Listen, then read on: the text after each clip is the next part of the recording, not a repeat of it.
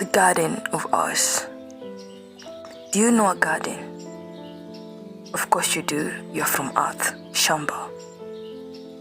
But do you know you're also a garden? Yes, you do. But maybe not in this way. The garden of us.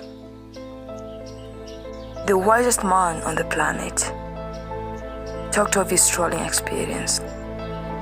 The lazy farm, he observed, had full-grown weeds. The diligent one farm had flourishing crops. And this is no motivational talk. We are used to comparing that story with our work ethic. Or rather, I was used to. But have you ever thought of it in terms of relationships? That's why it's the garden of us. Family, colleagues, friends, relationship with yourself, relationship with pets. You only reap what you sow.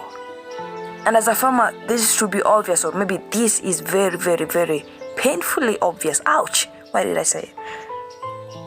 But in your life, is it so obvious that it's ignored? When I was a child, I had all the time to have flourishing friendships, thriving gardens. Any shamba shamba unatamani tu. I somehow knew how to take care of it without being taught. Now I am an adult. Where has the art gone? I failed to water the crops and wonder why the crops stunted. I failed to remove the weeds and wonder why my plants died. I failed to turn the shit to manure and wonder why there's no thrive. I failed to keep my garden gated and wonder why the squirrels are inside. But squirrels are cute. I don't know how to say that word, squirrels. But not when it comes to my crops.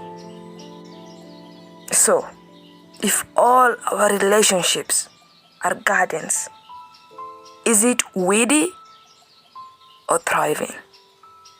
The garden of us. The garden within you. The garden you share with 2 or 3. How is it?